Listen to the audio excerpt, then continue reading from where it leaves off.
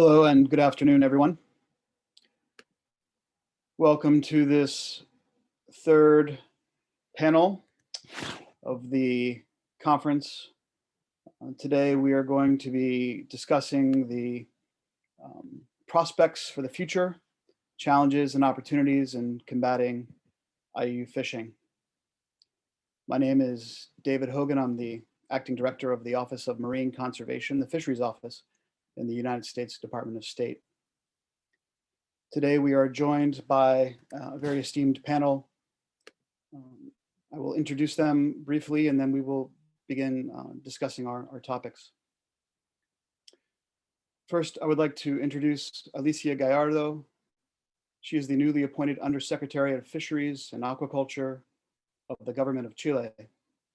Previously, she was the National Director of the National Fisheries and Aquaculture Agency of the Government of Chile, in charge of monitoring, control, and surveillance of domestic fisheries and aquaculture. We also have Alexa Cole, the Acting Deputy Assistant Secretary of NOAA for International Fisheries and the Director of the Office of International Affairs and Seafood Inspection at NOAA Fisheries, where she promotes international engagement and cooperation to achieve effective, responsible marine stewardship and ensure sustainable fisheries management on a global scale. Tony Long, Chief Executive Officer of Global Fishing Watch and the former Director of the Pew Charitable Trust's End Illegal Fishing Program. Prior to working with NGOs, Tony served 27 years with the Royal Navy, specializing in surveillance and operational planning. Finally, we are joined by Mark Young, the Executive Director of the International Monitoring, Control, and Surveillance Network. Mr. Young has extensive experience in collaborating bilaterally and multilaterally in international fisheries. Today, in discussing our part of the policy discussion to address illegal, unreported, and unrelated fishing, we are following two panels that have also addressed components of this issue. The first panel addressed the global implications of illegal fishing, looking at broad national security impacts and other links to transnational organized crime and human rights. And the second panel discussed the economic, environmental, and security implications of IUU fishing in the Western Hemisphere. I think through both of these panels, some excellent points were made with regard to the policy implications of IUU fishing and the direct effects on stakeholders, whether they be small or large scale fishers, governments, and regional economies. The links to economic security and therefore national security, the implications and direct impacts on sustainability for fisheries resources, and the context for those impacts in a world that is increasingly relying on seafood products for protein, which then, of course, has implications for food security. With a rising population, I think it is clear from the discussions in those two panels that the actions of countries, the actions of civil society, the actions of the participants in fisheries all play a role in trying to address and diminish the impacts of IUU fishing. And today we'll be discussing those prospects for how we move forward. For my part, having participated in international fisheries for almost 30 years, governance in fisheries and controlling IUU fishing has been a very high priority for the United States. One of the first international events that I participated in back in the early 1990s was a global fisheries enforcement workshop to begin to understand the challenges that we face as we proceeded to negotiate the UN Fish Stocks Agreement, updates to the regional fisheries management organizations, and decades now of work with coastal states and fishing states to improve governance in fisheries. We've recognized that there are challenges across the board, whether developing coastal states or developed distant water fishing states. And some solutions have been developed, some have taken more time. we now look to the future to understand how we can be even more effective as time goes on. So with that, I'd like to begin the panel discussion. One of the first questions or areas of discussion that I think we'd like to cover today is, what are the challenges and what are the opportunities in combating IUU fishing? In particular, how we think countries and organizations might approach this regional problem, because it is regional, in particular, given the mobility of fishing vessels and the globalization of the seafood market. It is not a problem for simply one country, but for all of us. And we'll talk about this most specifically in the context of the Western Hemisphere. And that's why I think we have an excellent panel to begin. So I'd like to open the question for our panelists. If any would like to address this question.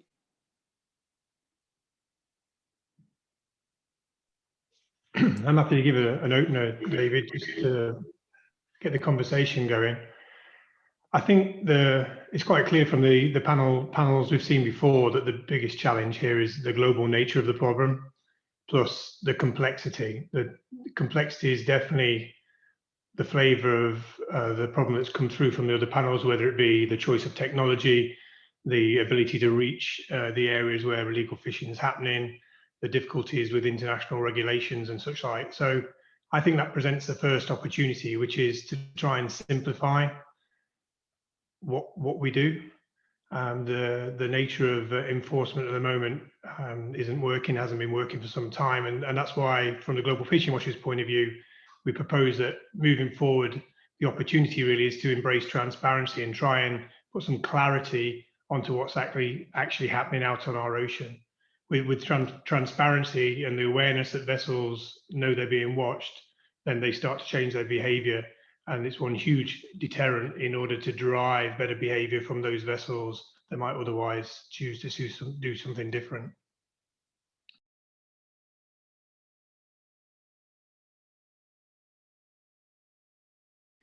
Thank you, Tony. Mark, did you have a comment? Thank you, Dave. I think a key point in here in regards to the question is your term of regional.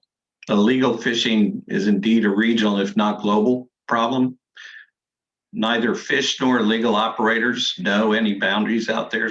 So really, it's beyond the capabilities of any single government to try and solve the problem of illegal fishing on their own. It takes a regional, sometimes global, but regional approach based on cooperation, collaboration, sharing of information, and using partner nations and their capabilities to be what we call force multipliers to tackle the issue.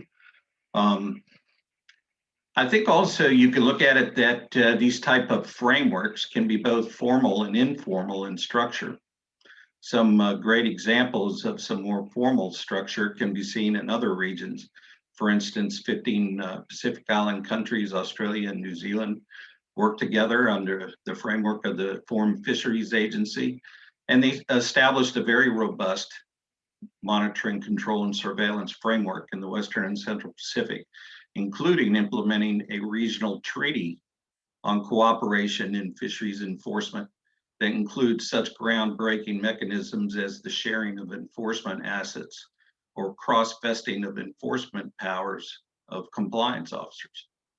Likewise, in other regions, a group of 8 like-minded East African countries informally put together what's called Fish Eye Africa, and are working together and sharing information on illegal fishing activities. Same can be said in West Africa and the Fisheries Committee on the West Central Gulf of Guinea, that includes 6 members that are working together to address the issue, and even a regional plan of action to fight IUU fishing, which was formed by 11 members in the Asia Pacific region. So certainly looking at with the region now, certainly there are opportunities where those such frameworks could be put in place. As it said, they're not precedent setting.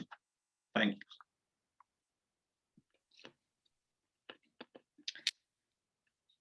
Thanks. If I might jump in here as well. I certainly agree with the comments made by Mark and Tony on this. But I will say that I've been thinking about it from a slightly different perspective lately. I came from a world of enforcement and now I'm on the policy side. And so two things come to mind really for me in terms of thinking about this issue lately. First of all, it is certainly a regional and global issue, but it is also what we are finding increasingly an issue of national coordination as well. And for the United States government, we've had a recent statute was passed in December 2019 called the Maritime Safe Act that is bringing together 18 to 20, I can't remember right now, different federal agencies to work together on this issue. And the reality is that an issue as complex as IUU fishing involves all these different federal agencies. It might not be as many agencies in every other country, but there's certainly in terms of being able to address this issue effectively, it really does take this kind of whole of government approach. Even here in the United States, where we've been working to address IUU fishing for many, many years, we don't always have as coherent an approach as we should. We aren't always using all the different tools and authorities that we have to their best ability. The other thing that I'd want to point out is that, and I did it myself, which is that for many, many years, my focus has been on the I. It's always been about the illegal fishing. And I think that's probably true for a lot of people who are listening in here as well, because it's in some ways the easier, it's the sexier, it's the more tangible aspect of IUU fishing. But from my perspective, the unreported and unregulated part of this doesn't get enough attention, needs more resources, needs more focus. And that if we don't address those two U's of IUU fishing, addressing the I won't matter. We need to do all three for this to really be an effective approach to addressing IUU fishing. Thank you. Undersecretary Gallardo, please. Alicia, go ahead. Hola, muy buenas tardes a todos y todas. Sorry, I need to speak in English. Sorry, thank you very much for the invitation. Thank you for the invitation. I think I agree with the different panelists, but I can summarize maybe in 3 key points. One of them is about the coordination in a local manner. For example, the participation in the regional fisheries management organizations. It's a good example, the participation of Chile in the regional organization of Pacific Sur. So if there are many countries working together, taking care about the fisheries in this area, communication with the system to monitor the vessel is very good for the Samarian especially. And the other is this is the first key point. The second key point is the electronic traceability since the capture during the catch detection. For example, the use of cameras during the capture, the use of electronic information to the authority in the port, the VMS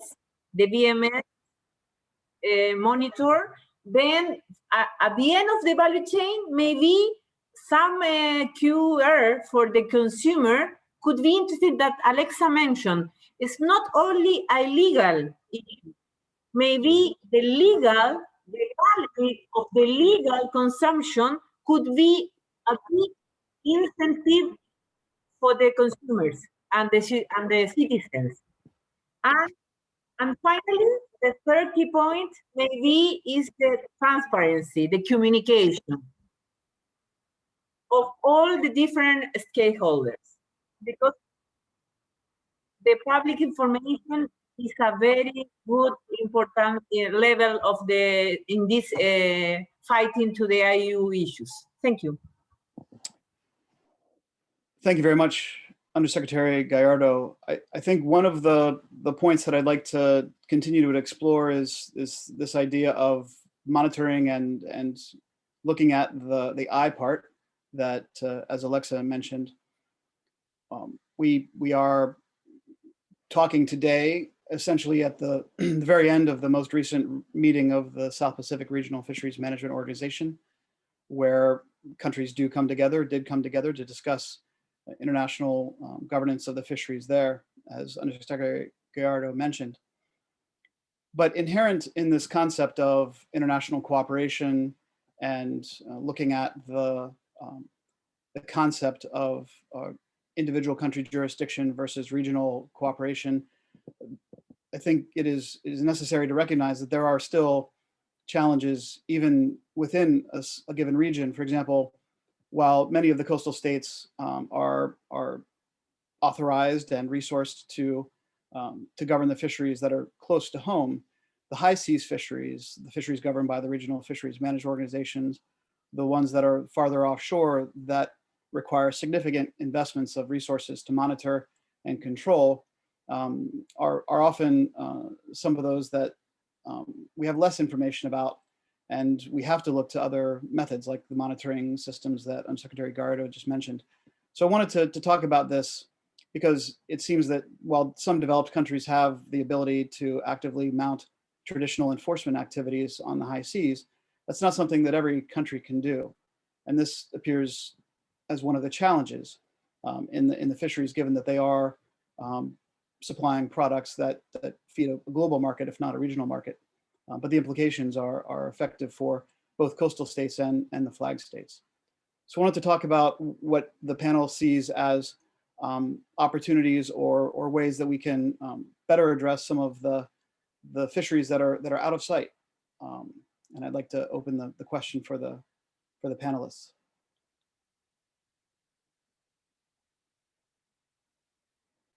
I suppose, given that Global Fishing Watch is a global surveillance system, I should probably start it off again, but I know that I've been talking to Mark about different interactions with the IMCS network, and of course, Chile are part of Global Fishing Watch. What we've seen is people have realized that technology now is allowing a global view of what's happening on the planet. We've seen it on the terrestrial, where now you can simply click on your internet and you've got a map of all of the land. You know, you can go down and see your house and your trampoline in the back garden. But of course, it hasn't been like that with the ocean. Much of the time, the satellites are turned off over the ocean in order to recharge their batteries and such like. But I think people are now starting to realize that there is value for conducting that surveillance.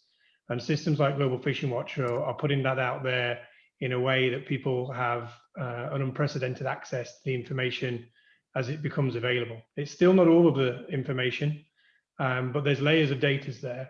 And of course, it can be used by other systems where data exists to complement and supplement.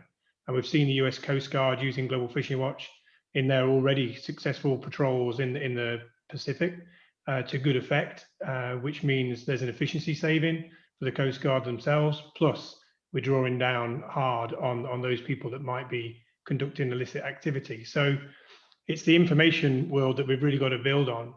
And I think one of the things I'd ask like specific actions for are countries to consider really how valuable proprietary data is, because countries led by Undersecretary Gallardo, Chile, have seen the value of putting information out into the public. Actually, just to address a point from a previous panel, Costa Rica are agreeing to share their information with Global Fishing Watch. There was a representation by industry, but it's been overruled in the courts.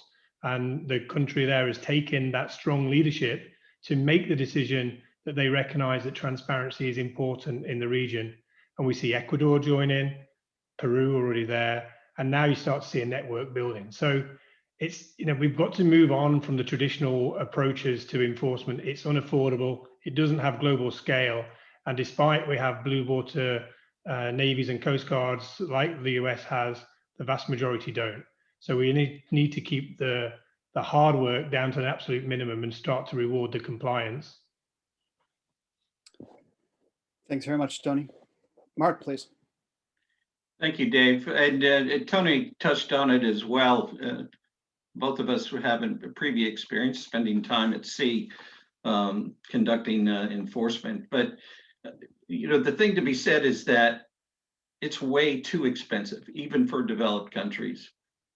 US, Canada, Australia, and others To have fleets of aircraft and patrol vessels to think that the problem of illegal fishing can be solved through greater emphasis on at-sea enforcement.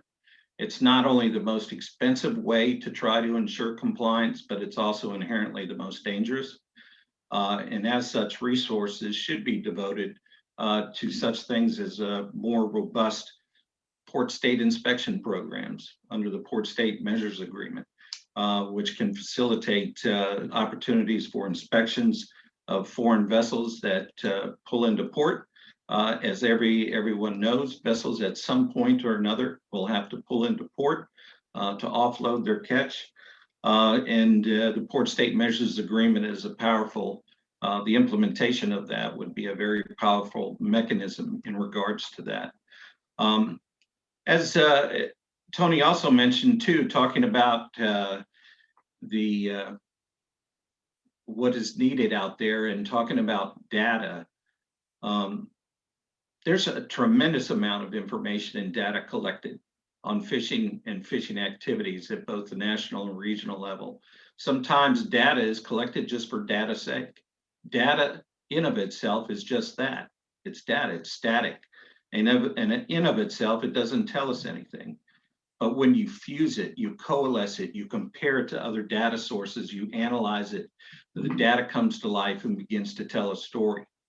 The story informs us on gaps or anomalies that require critical thinking to understand why they're there and why they're occurring, which then provides opportunities for authorities to investigate further what are the reasons for those gaps and differences, target investigations, possible enforcement, or even changes in management obligations in order to better address what is being uncovered. So again, some of those efforts can be directed and centered around providing greater opportunities for data and analysis and interpretation in very targeted ways that can help inform to the issue. Thanks. Thanks, Mark. Undersecretary Gallardo, please. Hey, yes, thank you. I agree with about the data and about the BMS transparency. And maybe other thing to consider is about the monitor, surveillance, and control system in an area. The interaction between the countries is very good because I know, yeah, I agree with you. It's too expensive to use different Navy boats, Navy vessels, submarines, etc.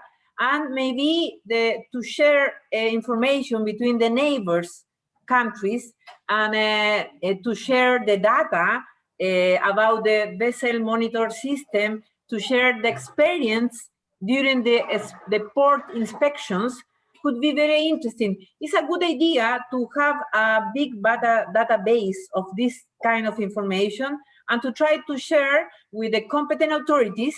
I always think the relationship between the competent authorities is very useful. It's a very good way to advance in to combat to IUU issues. Thank you. Thank you. So I think one of the topics that has been introduced here is the idea of transparency.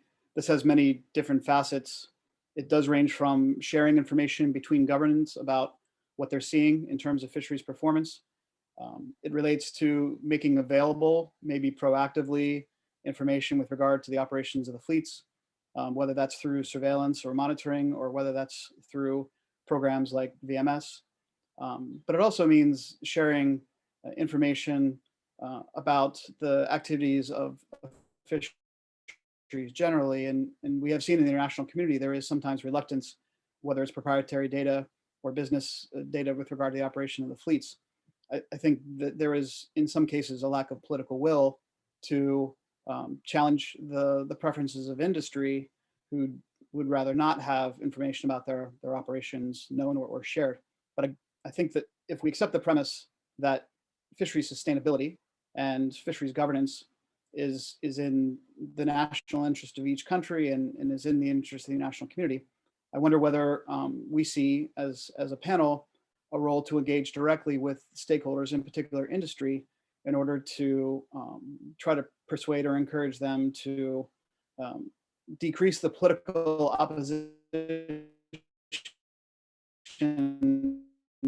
to their government sharing information about easily identify the bad actors, and as Tony was saying, reward those that are performing with strong compliance.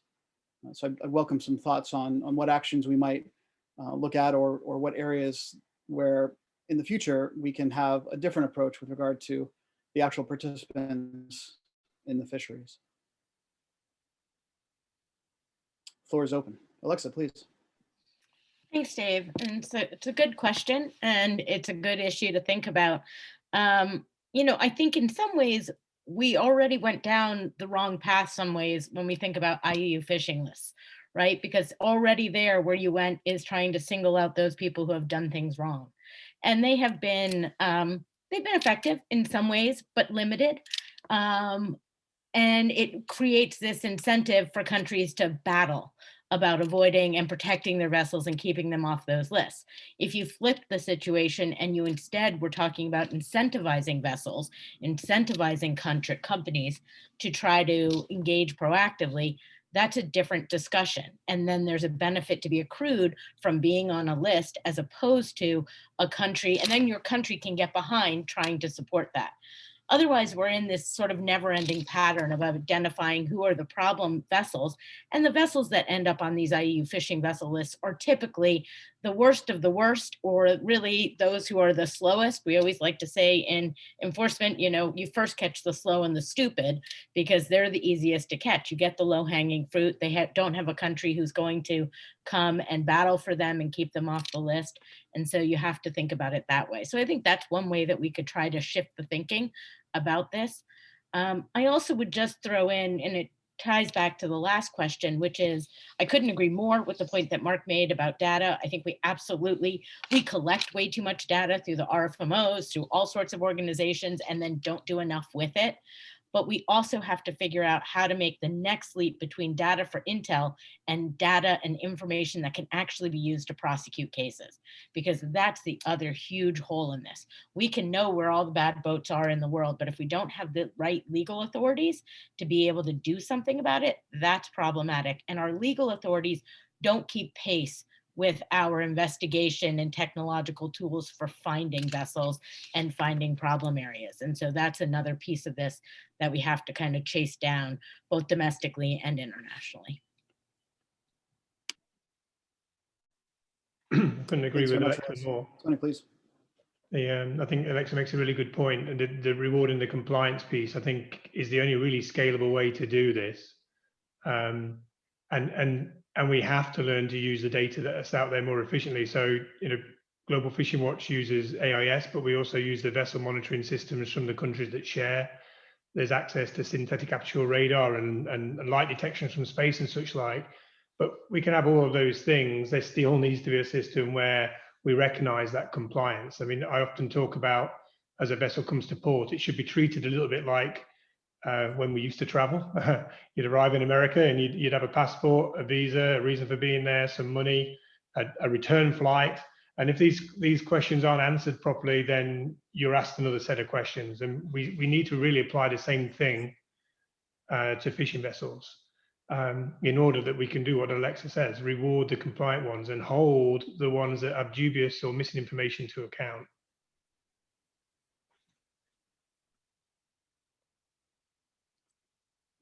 Thanks, Tony.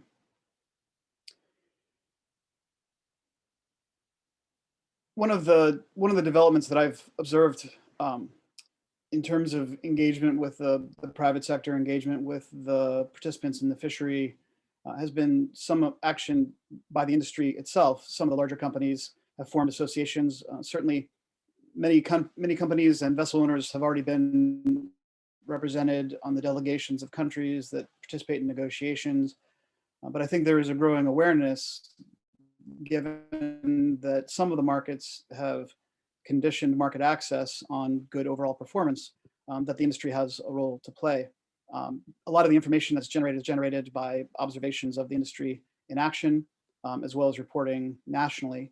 But I think there is absolutely scope for not only welcoming the participation of industry in the policy discussions, but also continuing to promote transparency, and the information to some degree is already there, and making more efficient and better use of it in order to direct scarce resources is I think key. I wanted to maybe move on to a second kind of theme, which is something we've started to talk about quite a bit, is IUU fishing in the information environment. We've talked about how we collect information, where we collect information, the coalition or association of practitioners represented by the International Monitoring, Control, and Surveillance Network, the use of information that's publicly available, to the Global Fishing Watch, the use of information in prosecutions and investigations that Alexa has participated in, and the transparency theme that Undersecretary Gallardo has mentioned are all components of this. We've talked a little bit about how we might engage with the private sector, but I wonder if there are new ideas or innovations that we might consider, innovations or new approaches to making information more available throughout the value chain. We've talked about certification, dare I say it, catch documentation for fisheries has been successful in some cases, maybe not so successful in others. Where do we see the best application of civil society or government efforts in terms of developing and refining the information that may already be available, or new ways to collect and to use it? Alicia, please. Thank you very much. Yes, this is an amazing world. Because the pandemic situation in Chile and in the world, we needed to implement some technological innovation. Well, one innovation that we were testing, but the pandemic situation was very important to advance in this, is the application of camera in the vessels for to capture different camera. Maybe in a vessel could have a lot, certain 10, 9, 8 cameras. So the first difficulty, this could be possible because the partnership between public and private sector. This is very good point, because if the industry, well, it was a law, mandatory, but the industry put a lot of effort into implement this system. And the first problem was to have, a lot of different information, imagine available to analyze, and that Alexa mentioned, we needed to implement, and we are in the implementation phase, artificial intelligence to try to capture the trends in different vessels and to identify the main illegal situation. Maybe this is the future, to have cameras in the very transparency beginning of the value chain. The second is to put the information in a system, electronic lock, to try to send the information to the authority, and the authority send a certification of the information. The other issue is to try to have cameras in the port during the disembark process, and we are working because it's very expensive to have a lot of inspector in a disembark process. So we are working in a spectral huella for print in the certain species. For example, for pelagic, we are trying to identify the spectral print for anchovy, for mackerel. So the idea is to have this information and to calculate the objective species and the non-objective species. This could be very interesting in the future to minimize the presence of the inspector and to try to use this information again for artificial intelligence and to use all the resources in the profiles more critical, in the high level illegal profile. And finally, to have all the information of the captures and the camera and the traceability available for the community, for the citizen, for any person that could see this information.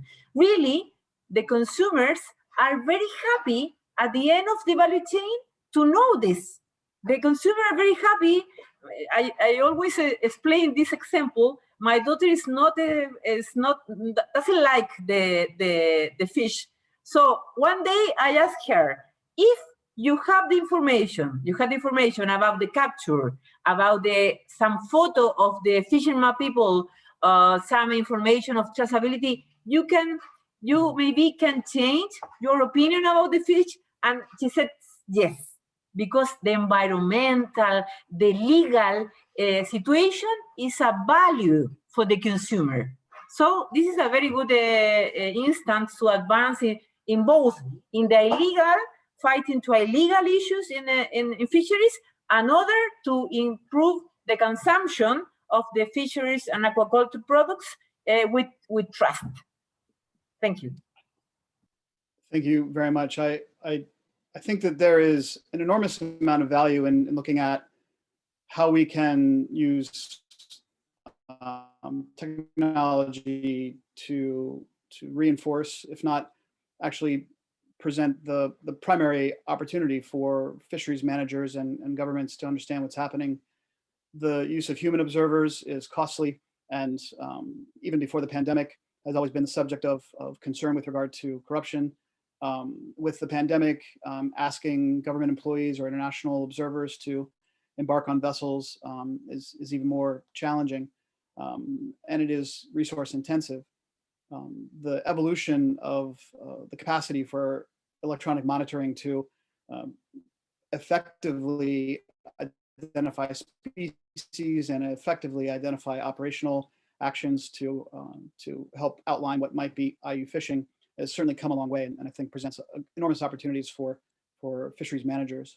So I welcome that point. I also think the role of the consumer as part of the value chain, a participant, if you will, is increasingly important. Alexa, you had a comment. Yeah, thanks, Dave. Although you really touched on the two big points that I wanted to make as well, but I'll sort of reinforce them a little bit, which is I think the biggest thing civil society can do is use the market power, right? Which is to care about where their fish comes from and how it was caught and where it was caught and by whom it was caught. There is almost nothing that the government can do that would be more effective than that market power of the citizens of the countries. I also would say the artificial intelligence, which I don't like to call it because it freaks me out a little bit, and it would freak you out too if a whole system had been named after you, but we like to call it predictive analytics. But we're looking at that really hard and making some investments in that for our seafood import monitoring program, which is trying to be able to deter IUU fish and fish products from entering the United States. But that's a Herculean task. I mean, that's looking for 5 needles in an enormous haystack, and using predictive analytics is going to help us be able to find those trends and figure out and turn that haystack into a small pile so that we can actually find those shipments that have something that is suspicious about them, something that is of concern, and we will do better and better the more data that we have. And so that also ties back into Mark's point of using the data that we're collecting for some purpose rather than simply collecting it and not using it to do better at our jobs. Thanks very much. Mark, please. Thank you, Dave. And just to build upon Alexa's point, and as well as Undersecretary too, we have to be careful about perpetuating the concept that technology in of itself is the silver bullet that's going to end illegal fishing, right? It's a powerful tool. It can and should be exploited as much as we can as possible, but technology on its own also requires human intervention. And I would argue that the most powerful tool that we have, especially in compliance and enforcement, is our people. And what we need to make sure is that we provide those people at the tip of the spear conducting compliance and enforcement, that we give them and they have access to adequate training, the adequate tools to do their job, and adequate access to different technologies out there, as Alexa was pointing out. A lot of the countries out there are developing countries with very few resources and technological capabilities, but they have people and they have good people. And all this conversation should include about putting the right tools in the hands of those people that are doing that job. Thanks. Thank you very much, Mark. So we've been talking in general terms, but I wanted to pick up on a couple of the questions that have been submitted in the Q&A section. We have fishing operations that start with taking fish and seafood products out of the water. One of the points of the value chain that has received increasing attention recently is transshipment. I know even as we are speaking here today, and Alexa is joining us from the US delegation in the meetings as they're happening this week, the issue of transshipment is being discussed by the Food and Agriculture Organization's Committee for Fisheries. It is an activity that's been taken up by the regional fisheries management organizations, including developing monitoring programs for those. So I wanted to talk a little bit about transshipment as maybe a case study in this combination, as Mark was saying, of the need for continued human attention and intervention, as well as maybe the use of technology to address this portion of the value chain in the fishing operation, in particular, given that the aggregation of catch from multiple vessels to a transshipment vessel and the use of that vessel to market that product anywhere in the globe really does give rise to multiple opportunities for evading or otherwise obscuring the origin or the method of capture of fisheries. So I thought maybe we might spend a few minutes talking about the panelists' views on transshipment and how we might address that in this context of information and overall responsibility for ensuring the value chain is producing product that can be recognized as legitimately caught. Go ahead, Mark, please. Thanks again for allowing me to express my thoughts. I think this is an issue I'm very happy to see that the Committee of Fisheries for FAO is talking about this very issue. As a matter of fact, I think as we speak, I certainly think that the concept and idea of global guidelines for the management of control of transshipment are needed. Transshipment is managed and regulated in the RFMOs, but there are differences with how those management measures come into play. And as we know, transshipment has a component to it, the global carrier fleet that operates at different regions of the globe at different times of the years. And at any given time can operate under different management regimes when it comes to transshipment and what they can and need to be doing or what they can't. And that offers opportunities for gaps or loopholes to come into play that could facilitate, as Alexa said, the UU part of IUU fishing, unreported or misreported catch. So I welcome the discussions around global guidelines that can make the management and control of transshipment, especially when you look at it from an industrial sense on the RFMO level, a bit more consistent from a global perspective. But the other aspect to that is the importance of, because this activity, especially at sea, takes place out of sight of any enforcement authority, management authority, other than observers or now growing use of electronic monitoring, but largely out of sight. And that at any given time, that activity, there's information that is collected by the flag state of the vessel. There's different information collected by the coastal state, the port state. And the Secretariat needs an understanding of this as well.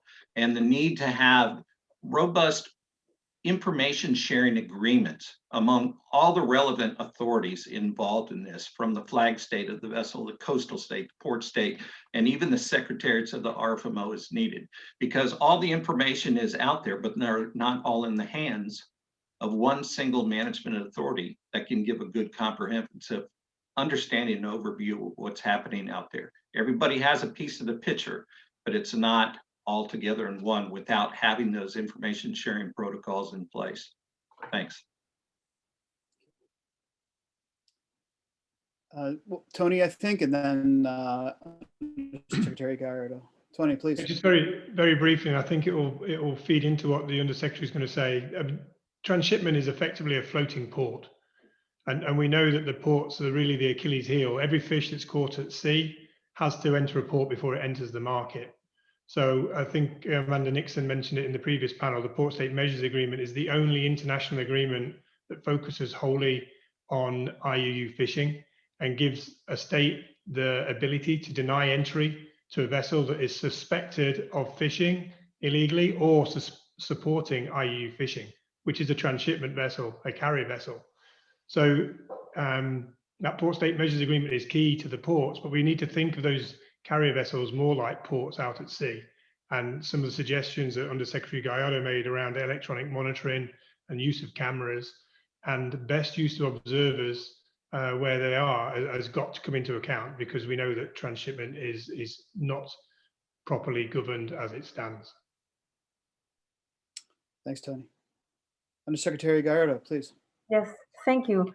Following the Mark comment, I absolutely agree. It would ideal to have one single management authority, because it's very, all is better coordinated. And if you can do in a country, it's good to explore the agreements between the different authorities. This is the best example of how to improve the management. And I think the two issues to prevent the IUU issues is one is improving the standard of the authorization, control, monitor, and surveillance of transshipment at sea. This is the first issue. We are absolutely agree, because we need is in some areas far away about our sea, so we need to have more control, more improve the standard. But all the vessels in some time go to the port. So the second issue is to improve the standard of port inspections regarding the coverage and depth of the control and impact of the data. So in this case, we use the risk-based approach, but we need the information about the high-risk profile.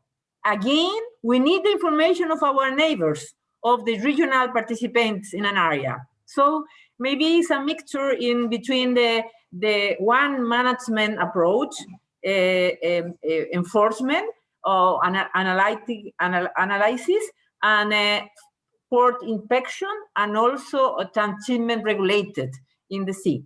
Thank you very much. Thank you.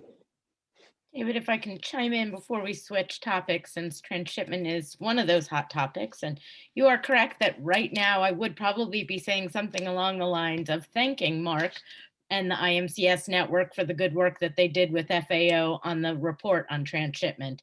But somebody else is saying that, Mark, but we still share that sentiment. But I think there's a couple of really good points that have been made by the other panelists. I think Tony's right in saying we have to think about it more as a port when we think about transshipment, because I think the reality that we're dealing with today is, while some might advocate for a ban on all transshipment, that's not practicable, and that's not likely to be agreed. That's not likely to be agreed at RFMOs. That's not likely to be agreed at FAO. And so instead, what you have to do is strengthen the tools that we have to deal with transshipment and make it not an area of concern for loopholes in terms of our enforcement. And so looking at it as a port, I think, is a nice way of, quickly encapsulating the concept of what we have to do with transshipment. I also think with the Port State Measures Agreement, one of the key elements to it, and that was just mentioned by Alicia, is that it needs to be it needs to depend on better port inspections. Because one of my big concerns has always been with the Port State Measures Agreement, which obviously the United States is extremely supportive of, is that the denial of any port entry just sort of leads to potentially, you know, force majeure situations. We really want the boats to come in. We want them to be inspected. We want them to be seen. That's, from my view, the key element of the Port State Measures Agreement, is ensuring that we are looking at the boats, looking at their logbooks, looking at the catch, and looking at everything else that's on board that vessel. It's not about simply sending it away, because it just goes somewhere else. Because until we have every country in the world ratifying the Port State Measures Agreement and implementing it fully, there will always be a new home for that vessel. So those of us who have the capacity have to do a better job at those port inspections. Thanks. Thank you very much, Alexa. So I think we have talked a little bit about how we might use technology and information to complement the traditional approaches, although I think the point that transparency and innovation still requires very close cooperation and coordination within governments and by the people involved. I wanted to talk a little bit more about how we cooperate, and in particular in the context of international agreements. While we have touched on the idea of a role for the private sector, the participants in the fisheries, and I think reinforce the idea that the entire value chain, including the ultimate consumer, can play a very strong role in reinforcing and maybe rewarding good behavior.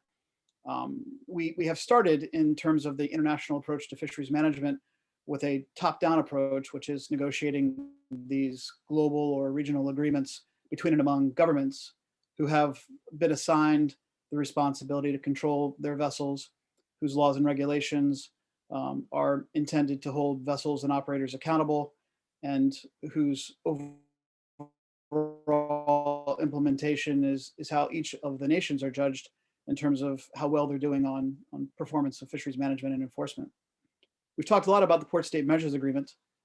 It was indeed intended to address IUU fishing specifically, and to do so in a way that gets at the economic reward for fishers by preventing product from entering the global marketplace. Because once it does touch a port, whether it's an infrastructure port on a coastal state, or as Tony was characterizing, a floating port through transshipment, once it enters the value chain, it's very difficult to tell an illegally caught fish from a legally caught fish unless we have the kind of catch certification, and even that has problems.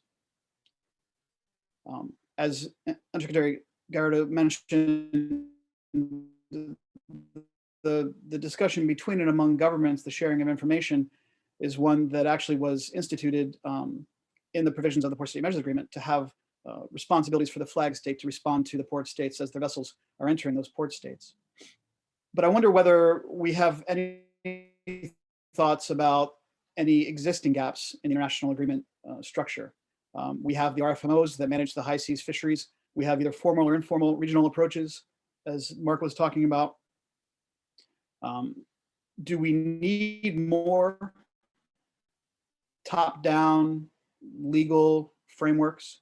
Do we need something to address flag state responsibilities? We've seen a lot of attention being paid to flag states who have very large fleets, like the fleet of the PRC appearing in the Eastern Pacific Ocean.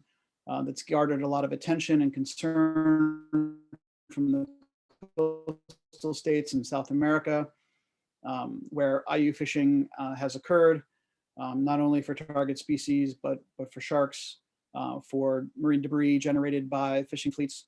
One of the messages that has been promoted by the international community is holding every flag state accountable for the actions of their vessels, not only through the RFMO obligations, but maybe through some other mechanisms. Do we see a role for stronger or new or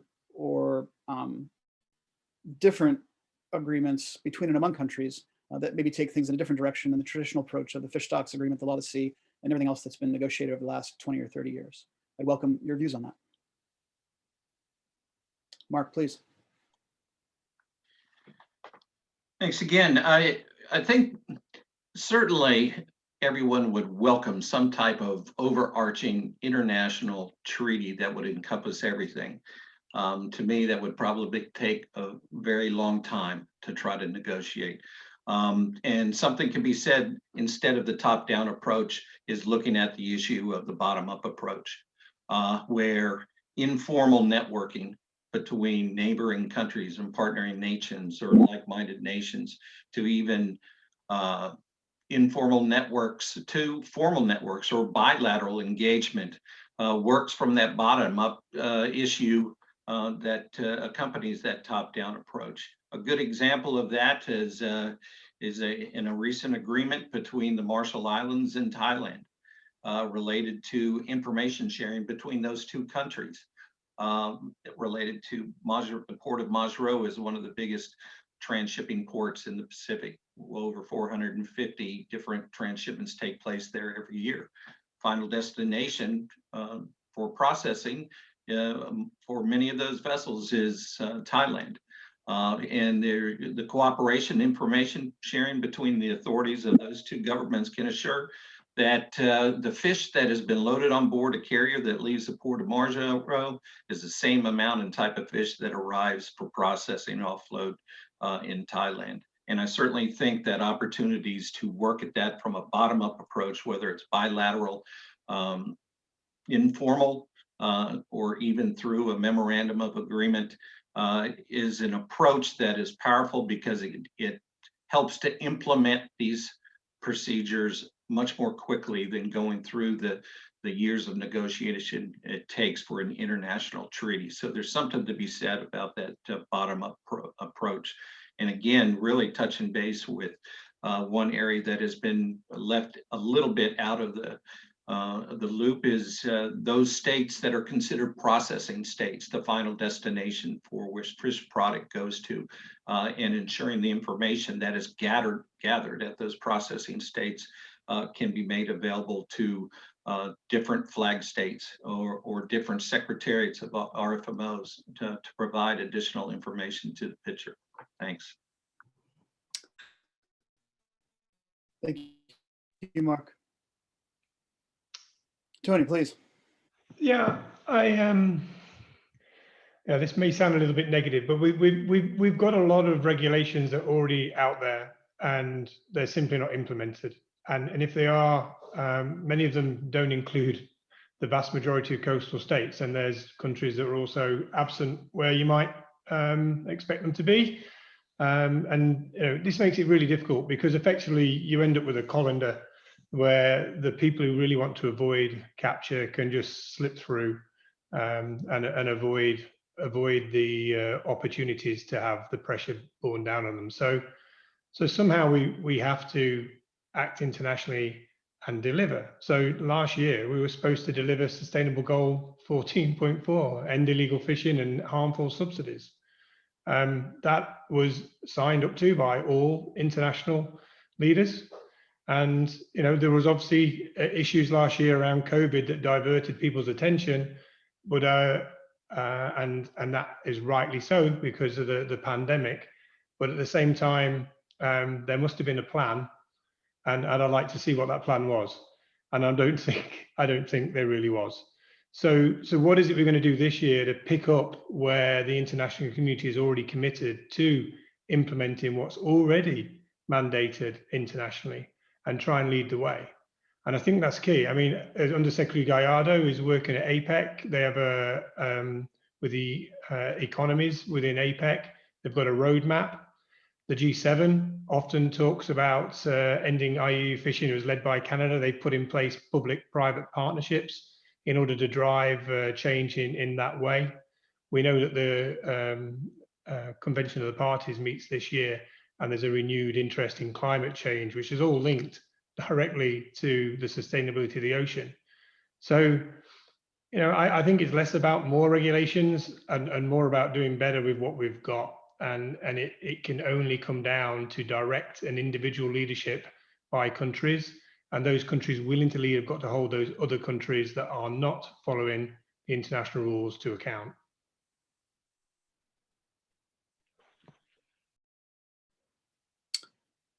Thanks very much, Tony.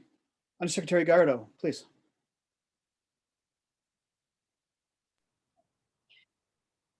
Thank you.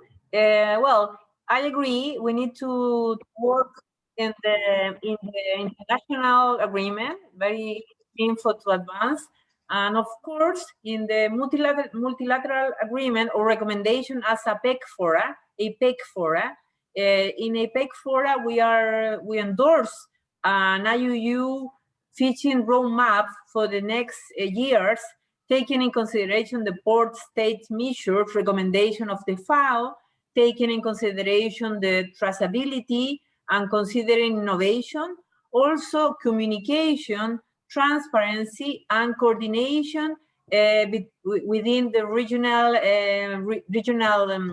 agreements. So this is the roadmap that we are working on. Maybe could be very interesting to follow up in the time the outcomes about this. We are happy to lead this in the next meeting, maybe in February. The next meeting, the first meeting of my chair position in this group, Ocean and Fisheries Working Group. The second issue, or the third, is related with the agreement with other institution actor as Global Fishing Watch. We have an agreement, and this agreement was very interesting because we put together Cernapesca is the competent authority in Chile with the Global Fishing Watch, and we have more information, transparency in our webpage. All the people in Chile was very happy, and international, our neighbors, Peru, Ecuador, they are very happy with this agreement. And we have a very good, strong network with the countries, technical network related with the monitor, control, and surveillance. And each month we have a meeting and we share this kind of information about the, I don't know, the different regulation, because I think I really, in my years working in the area, I think the law is not the only step, because all the country, maybe we have a very strong law, but we need to put in action. We need more management, more leadership, more work with the industrial and public sector. Not all the response are into change the world. This is our experience in Chile. Thank you very much. Thanks. If I can dive in for a second, David, on this as well. I don't disagree that the big international agreements take forever to agree to. The Kofi meeting, I had to leave for an hour and I came back and we were still editing the same paragraph. These things can go very slowly, but I think that there's a need for both. I don't think it's either or. I think that these big agreements, they provide some of the inspiration, the benchmarks, these global standards to which we can all aspire to. And then it is those efforts from the ground up that work towards them. And we just talked about it when it comes to transshipment, where we're saying we think that FAO is likely to want to develop some guidelines. That's to set some standards for all the work that's going to happen at RFMOs and through regional organizations and cooperations to give us sort of what is that gold standard that we should all be aspiring to. And it helps. And they're painful and they're hard to do, but I think that they work together to provide the way forward, so that the real progress has to happen at the local level, at the regional level, but that these whole global agreements have an important role to play as well, despite the pain and time that they take to agree. Once you manage to get there, there's something really valuable in them. And we wouldn't be anywhere if it hadn't been for some of the original ones, the UN Convention on the Law of the Sea, the Food Stocks Agreement, PSMA that everyone's talking about. Without those agreements, we wouldn't be anywhere in this fish space. Thank you for that, Alexa. I have some sympathy for the view that the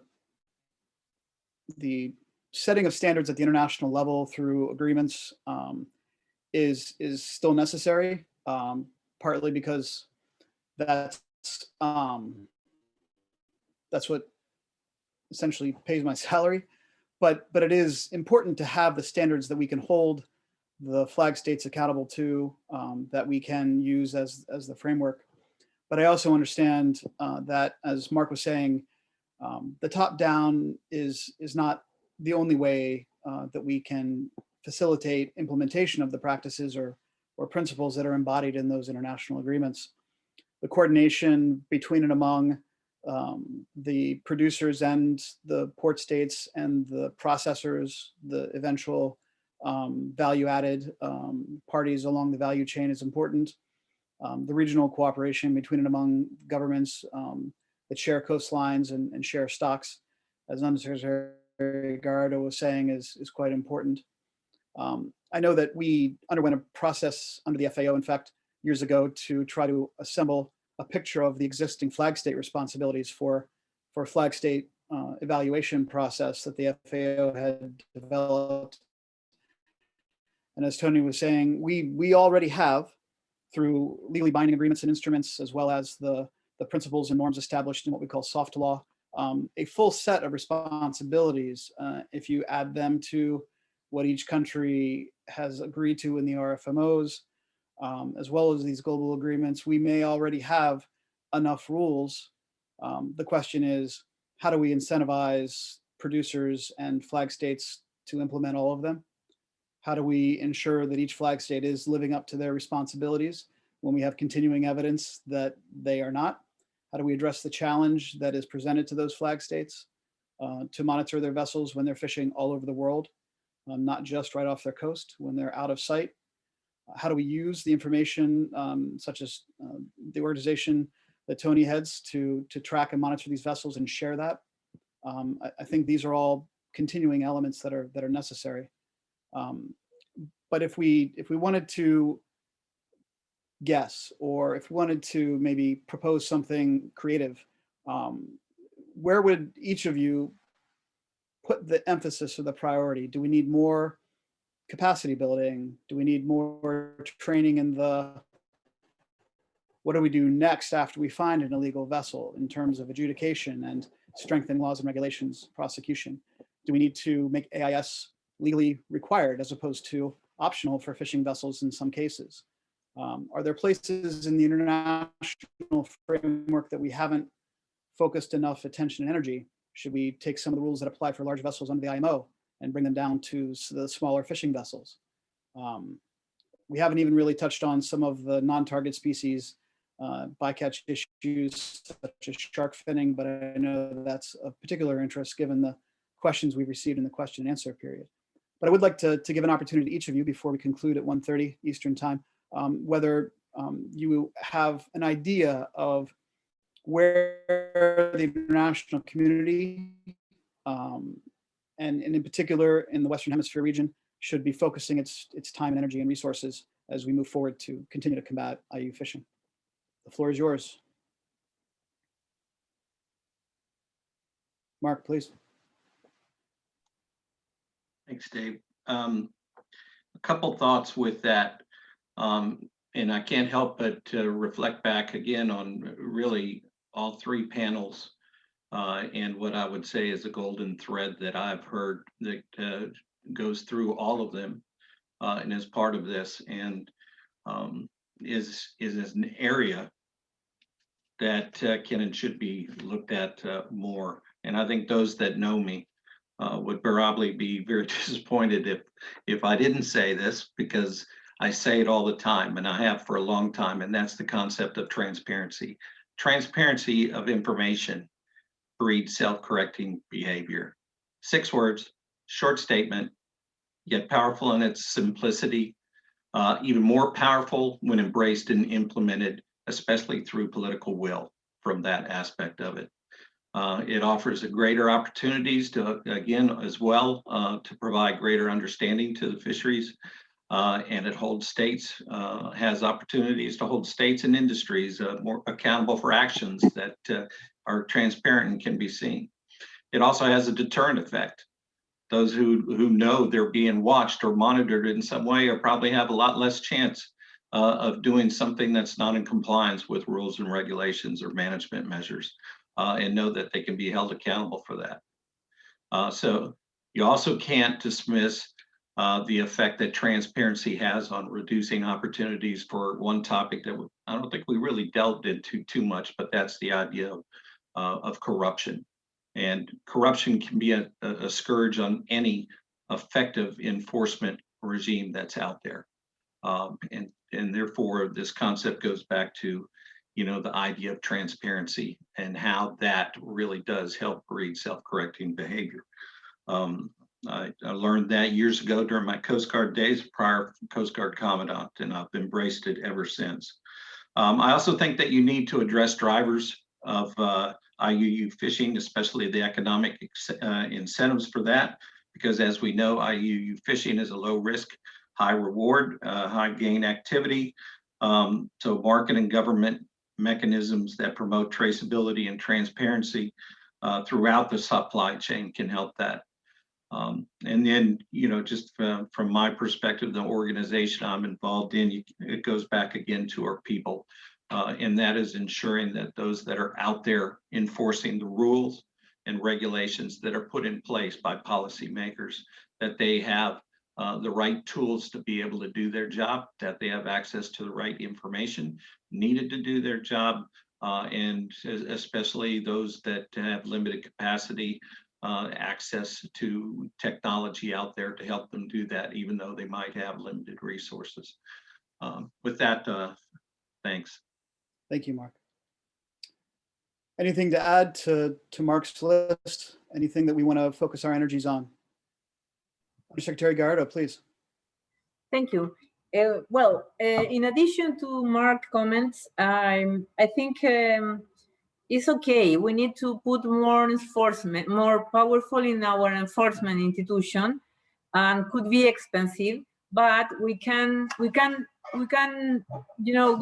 for a certain equal to try to work with the resources, but putting more efforts to analyze the information before to do the inspection. This is always better, and you can improve your profile system. You can improve your detection of non-compliance activity. This is always good, and mixed with technology, you can go very fast. This is my experience in Senapesca during 3 years in pelagic enforcement, and also in Merluza, Común, I don't know the name in English, and we are in pelagics, we have very good results because we mix the inspection with the technology and with the intelligence model. It's some kind of 3 components.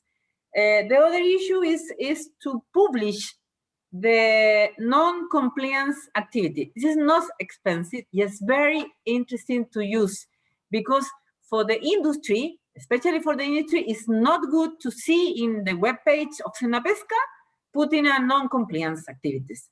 And also we implemented with the fishermen people, they are forbidden to go to certain zones in our sea, in the first mile, and we put some very alert call telephone to the people in the vessel, and we said, you are in a forbidden situation. You are increasing, or not increasing, and you are near to the forbidden situation, and it was very successful. And I mean, the 99% of the vessel didn't do non-compliance for this kind of measure. And the other issue is related with to work in the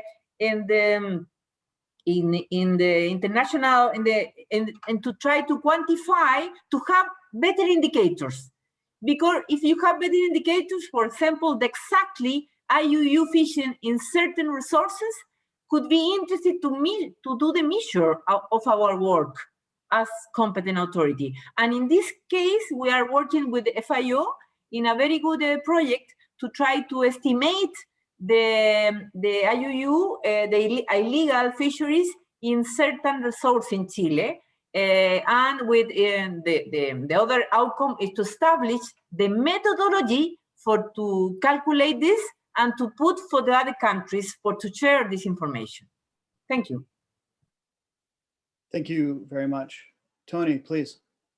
Yeah, so I was fortunate to co-author a paper for the UN high-level panel for ocean sustainability on combating IUU. It's peer-reviewed.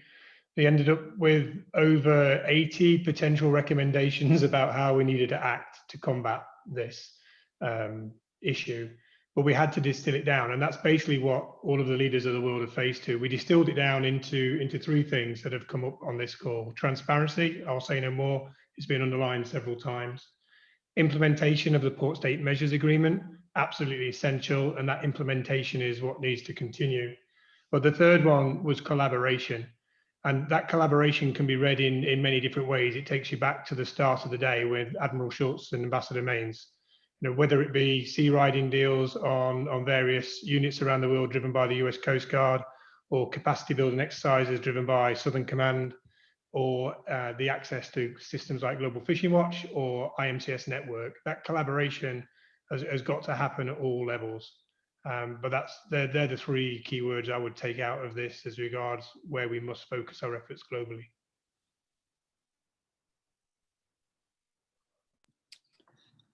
Thank you. Alexa, I'll give you the last word. All right, I like that. Well, because I think the last word that I would say is, the short answer to your question, Dave, is yes to all of it. There isn't one thing, and it's not surprising to me at all that Tony's group came up with 80 different things that we have to do, because we have to do all of it. We have to have the Tony Longs doing the work of Global Fishing Watch and making that information public and engaging and creating that transparency. We need the Mark Youngs and the IMCS network connecting all of the enforcement personnel and around the world and giving them a way to collaborate and communicate together. We need the work that governments like Chile are doing to lead these efforts in all these international organizations, like the Undersecretary is doing in APEC and engaging through FAO and others, and the work that the US is doing across the RFMOs, what we're doing domestically under the Maritime Safe Act. This is a problem that is going to take a multifaceted attack to really address it for the long term. So we need all these different pieces. We need the public using the market, and we need governments engaging, and we need outside organizations and NGOs creating these opportunities and connecting people between the governments and the civil society ways. That's a lot of what they get to do as well. So I think the long and short answer is we need to do all of it, because this is not an easy problem to solve, and it's a problem that is becoming ever more critical, particularly as I'm going to harken back to what I said at the beginning in the U part of this. It's a critical issue related to food security. It's a critical issue to the economic security of a number of countries in the world, particularly small island developing states and other least developed countries. So this is something that we have to continue to keep the pressure on and keep focused on. And I really appreciate the opportunity of having this kind of conference to come together and talk about it and engage with such good colleagues on such good discussions. So I'll take that as my final word, Dave. Thank you. I think in the interest of time, I will spare everyone, all 345 participants on this conference, anything I would say, because I could not say it better than those four comments from our panelists. I'd like to express my gratitude to the panelists for your thoughts and your attention and energy today. And I'd like to thank the organizers for the opportunity to be part of this discussion. With that, I'm mindful of time, so I will provide my apologies to President Solis for encroaching on his conclusion for the conference, and I'll turn things over to him. Thank you all very much. Thank you so very much, David. It was an excellent panel and a great way to culminate these 3 sessions that we've had in the morning and in the afternoon. Wonderful presentations, very much to the point. And yes, Alexa, you're right. 80, oh, maybe you can find another 20 and make it to 100. I mean, there's so many things, and I just congratulate you for all the great work you do. And we're almost finished, but not finished yet. We're coming up with very interesting things as to the next steps. And in order to talk about next steps, I would now like to call on Bruce Vitter, which is the Associate Director for Research Innovation for the Jack D. Gordon Institute of Public Policy here at FIU. Bruce is a retired U.S. Army Colonel and former Chief of Future Operations at U.S. Southern Command. And I'm going to go directly to you, Bruce, because I don't think I will be able to summarize or provide any ideas more than the ones that we've heard already. So please take it up and go on and tell us about your exciting project and what it is to be expected from now on. Yes, sir.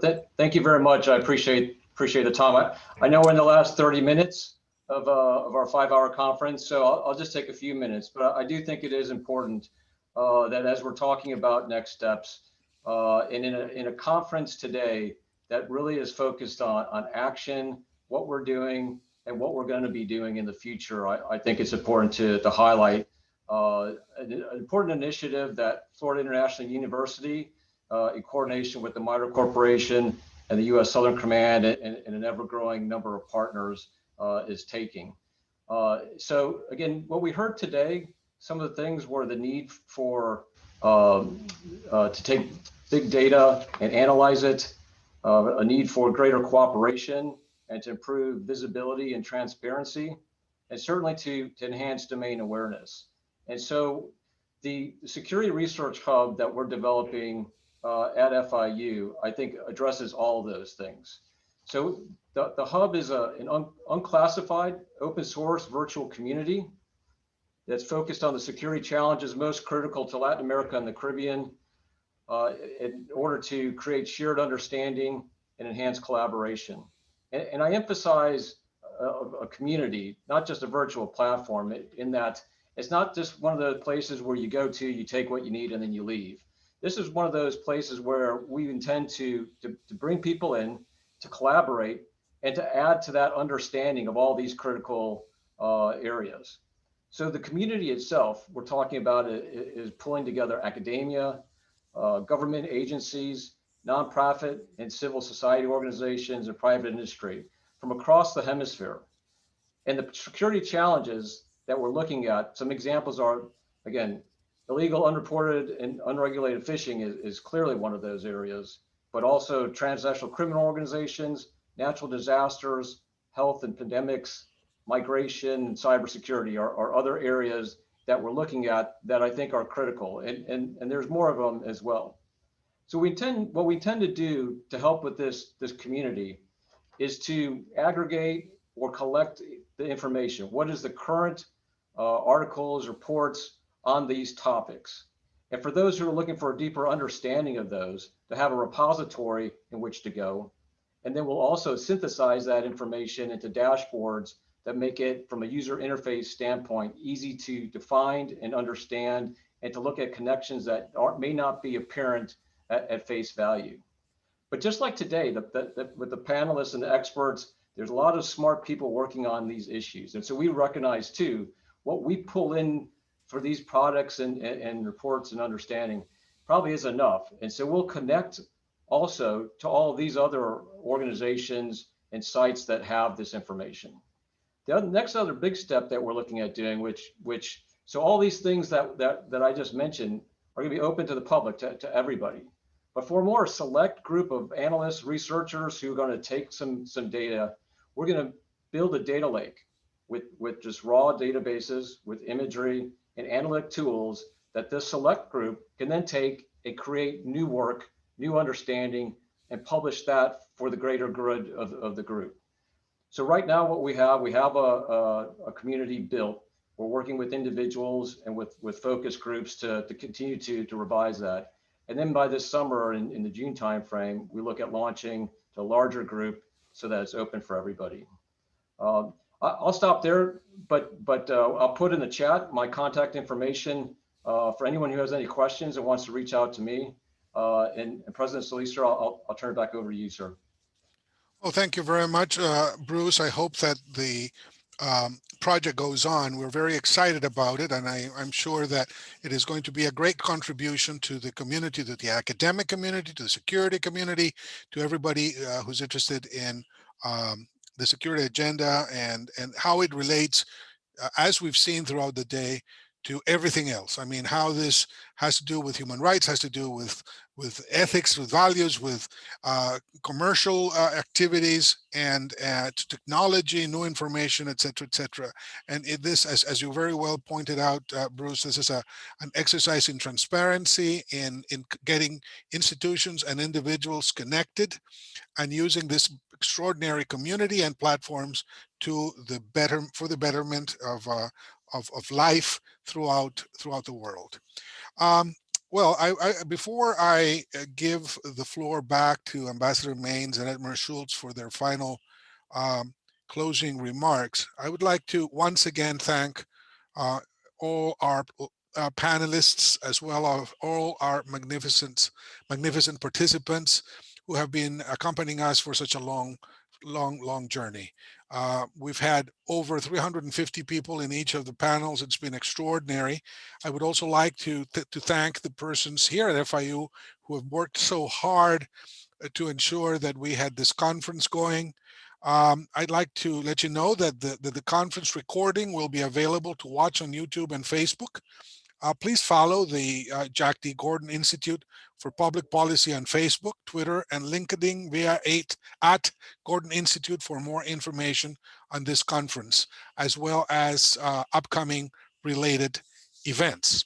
So without further ado, I would like to turn the floor to our most distinguished panelists of this morning, Admiral Schultz and Ambassador Maines. So if I may, Admiral, let me start with you. I just want to remind everybody that Admiral Karl Schultz is the 26th Commandant of the United States Coast Guard. He has been with us for a long time. We appreciate your being here, sir. So the floor is yours. Admiral Schultz. Thank you, President Solis. And after that last terrific panel, I just want to say, Alexa, what's the solution to IUF fishing? All right, that was a little bad sailor humor. I apologize. But let me foot stomp the thank yous to FIU, to Bruce and David Kramer. What a great day, and kicking this off this morning and rolling into the Southcom conference. Ambassador Maines, Admiral Fowler, the terrific Southcom team, thank you for pulling this together.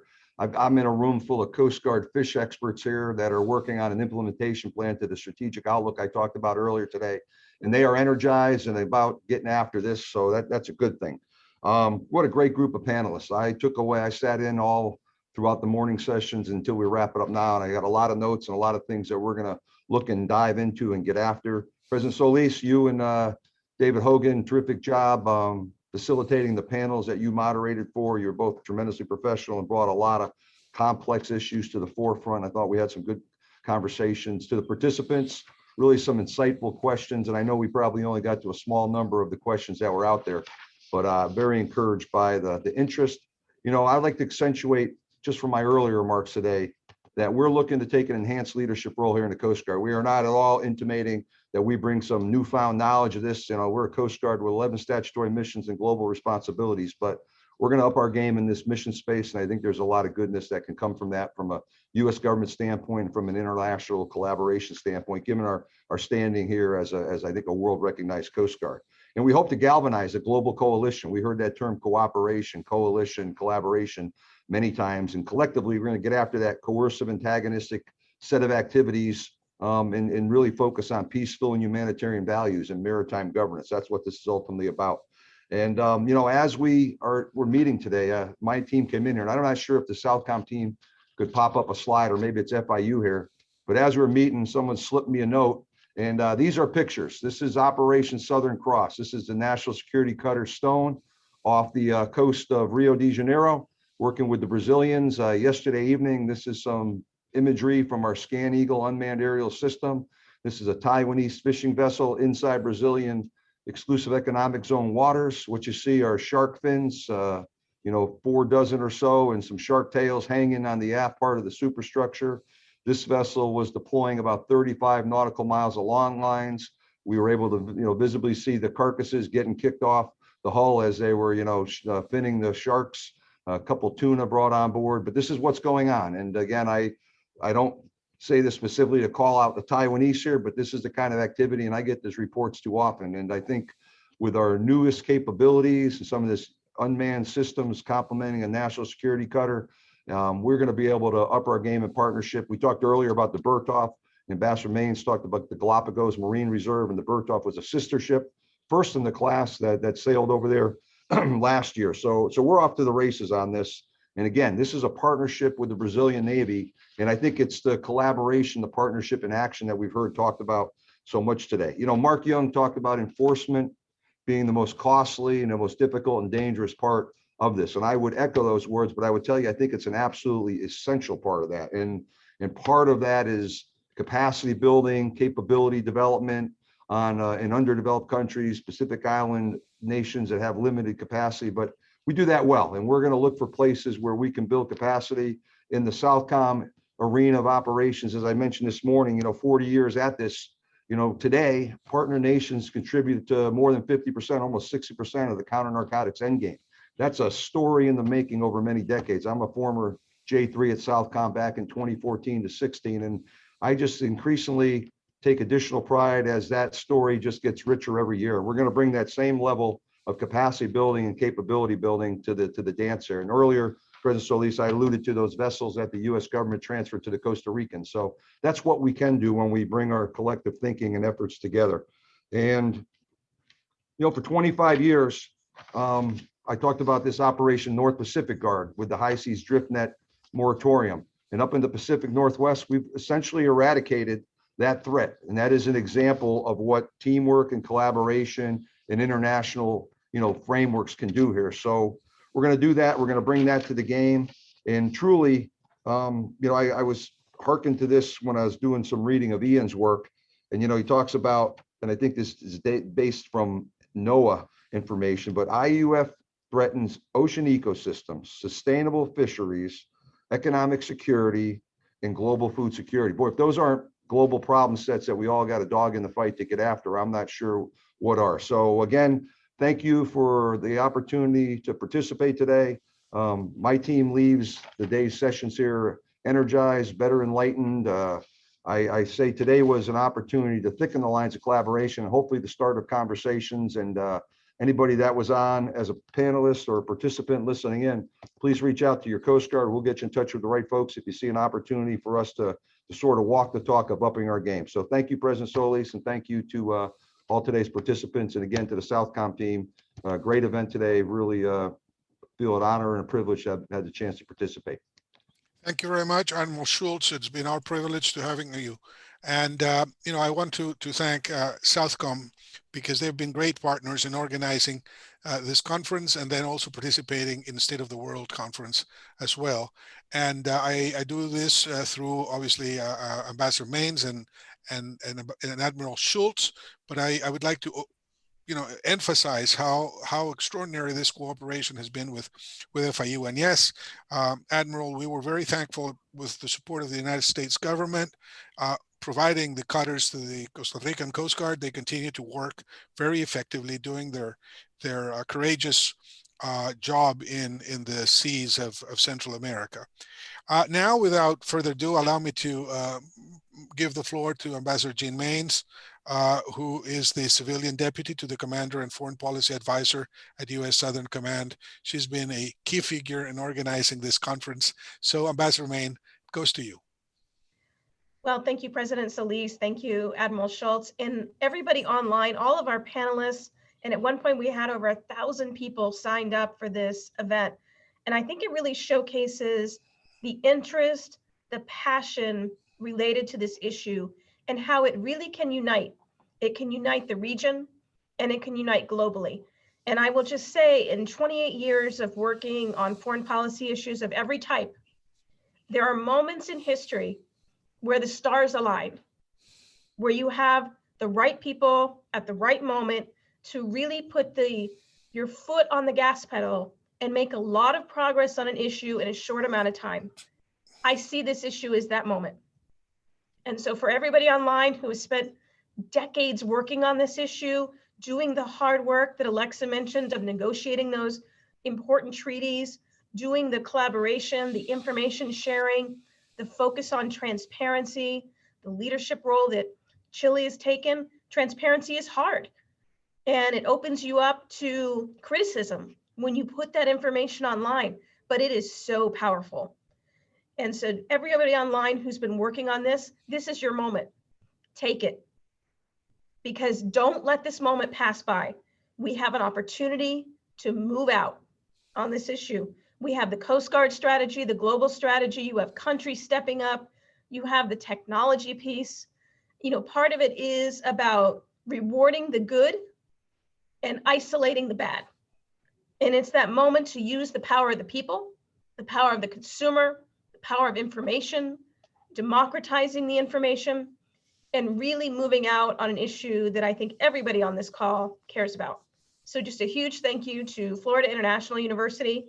When we approached you about this issue, you jumped up and said, we're in.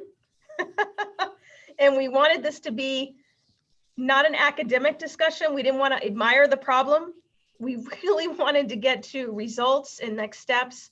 And I can't wait until the new information platform comes online that's going to pull in all that unclassified data and try to be a clearinghouse for journalists, researchers, all the people who really care about the environment, human rights, food sustainability, all those issues that we've talked about today. So huge thank you to the organizers, to all the participants, and most of all those who took time to tune in. Thank you very much, Ambassador Maines. And on behalf of the Jack D. Gordon Institute of Public Policy and everybody here at FIU, I thank you very much for what has been a very exciting opportunity to share in one of the world's most important factors and how we can approach it from all sorts of actions in the public and the private sector. So thank you very much again, and have a great afternoon.